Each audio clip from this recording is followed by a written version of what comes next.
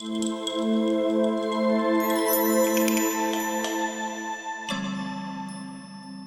to our quick guide for ZenUV 4.2. In this series, I will cover all the features available in ZenUV. Look at the official documentation for details. Before we start, make sure you have installed the ZenUV core module, as it will be used for the relax operator and the stacking algorithm. You can download it for free on Gumroad. The ZenUV user interface has been reworked in version 4.0. Now, the panels are placed in order within this useful sidebar. You can select one at a time or share multiple panels using Shift. If you want a panel to be always visible, press Ctrl. This will pin the menu to the top, and it will stay there unless you press it again. When using the ZenUV transform tool, a panel appears in the Properties tab. If you're using other and panels or just prefer to work with pop-ups, it's possible to call the menu using Shift plus U. The most time-saving feature in ZenUV is the Pie menu. Pressing Alt plus U calls the menu, which is full of features. Make sure not to hold the key map, but to press it.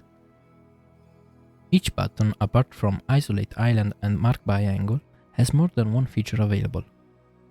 A little preview window appears at the bottom. It will guide you through the different options.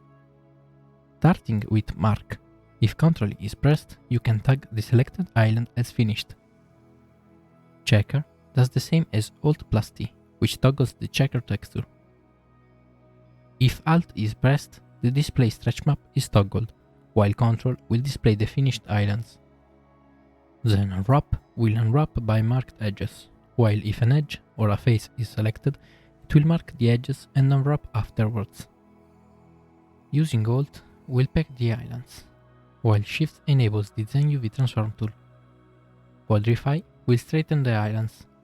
Using Ctrl, it will start the UV relaxing operator, while Shift starts the hotspot mapping if you have trims in your scene. Unmark using Alt removes all seams and or sharp edges from the mesh, and Ctrl tags the selected islands as unfinished. Select uses Alt to select overlapped islands, Ctrl to select the flipped islands, and Shift to select similar islands.